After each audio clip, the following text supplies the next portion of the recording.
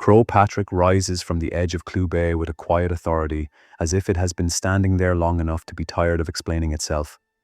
At 764 meters, it is not Ireland's tallest mountain, but height has never been the measure of importance in the West.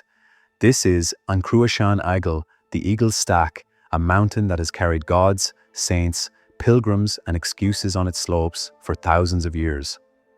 If you enjoy stunning drone views paired with unforgettable history, make sure to like, subscribe, and ring the bell so you never miss an adventure with Horizon History. Let's take flight. If Ireland has a spine of belief, Croagh Patrick is one of its most stubborn vertebrae. Long before Christianity arrived with its bells and fasting, the mountain was sacred. In pagan Ireland, it was associated with Lugnasa, the ancient harvest festival marking the turning of the agricultural year. People climbed it to give thanks, to ask for a favor, or simply to prove that they could. Archaeological traces suggest ritual activity stretching back into prehistory, and a small stone structure still crowns the summit, older than any chapel, older than most arguments about what the mountain is really for.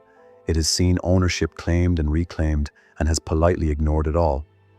Then came St. Patrick in the 5th century, carrying Christianity and an impressive tolerance for discomfort. According to tradition, Patrick climbed Croagh Patrick during Lent and fasted there for 40 days and nights. 40 days sounds symbolic until one imagines a Mayo spring at that height. Cold rain, sharp wind, and clouds that appear without warning. During his fast, Patrick was tormented by demons in the form of blackbirds, which he banished with prayer and the ringing of his bell. This, locals note, is proof that bells were irritating long before churches formalized the practice. Patrick also banished the snakes from Ireland while on the mountain. Science points out that Ireland had no snakes after the Ice Age. Faith replies that this only proves how thoroughly Patrick did the job. In Mayo, the matter is considered settled. At the foot of the mountain lies Murrisk Abbey, founded in the mid-15th century by the Augustinian order. It was a modest place, never intended to rival great monastic centers, but it was perfectly positioned. Pilgrims arriving to climb the mountain would stop there first, to pray, confess sins, and rest legs that had not yet realized what awaited them. After the Reformation, the abbey fell into ruin, its roof collapsing under Atlantic weather and official disapproval. Yet, it never stopped being part of the pilgrimage. Even roofless, people paused among its walls, as if reluctant to begin the climb without first acknowledging the long line of those who had gone before. Croagh Patrick became, over time, Ireland's holy mountain. The pilgrimage on the last Sunday of July, Reek Sunday, has been observed for over 1,000 years. In medieval times, pilgrims climbed barefoot as an act of penance, a tradition that persists today despite repeated warnings from doctors and the very visible evidence of sharp quartzite stones. Rescue teams politely encourage good footwear while secretly admiring those who insist suffering improves the view. The mountain has seen moments of deep sorrow. During the Great Famine, people climbed, not from tradition but desperation, praying for relief from hunger that prayer alone could not undo.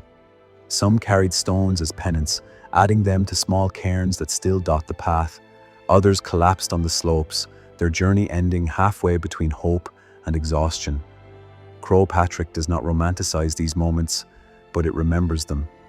In 1905, a small chapel was built at the summit, hauled up piece by local men who believed holiness should involve physical effort. On clear days, the view from the top stretches across Clew Bay, its drumlin islands scattered like rosary beads across the water. On foggy days, pilgrims see nothing at all, which many insist is spiritually appropriate. Revelation, after all, should not be too convenient. Despite its sanctity, Croagh Patrick has never been entirely solemn. Stories abound of pilgrims losing boots, lunches, dignity, and occasionally the will to continue. One local tale tells of a man who vowed never to climb again after a particularly wet descent, only to be spotted the following year, explaining that it wouldn't be right to miss it. Another involves a tourist who assumed there would be refreshments at the summit and was deeply offended to discover that enlightenment does not come with tea. What sets Croagh Patrick apart is not certainty, but continuity.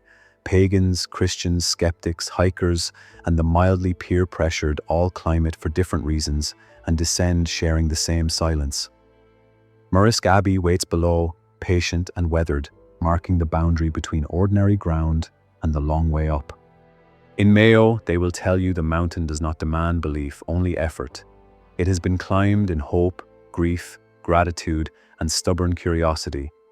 Croagh Patrick stands not as a monument to answers, but as a witness to questions asked over thousands of years. And still, every summer, people look at its steep grey cone and say, with a mixture of reverence and resignation, "Sure, we may as well." Thanks for flying with Horizon History. If you enjoyed the journey, those sweeping drone views, and the stories woven beneath them, be sure to like, subscribe, and leave a comment telling us where you'd like to explore next. Your support keeps us in the sky and the history coming. Until next time, keep your eyes on the horizon.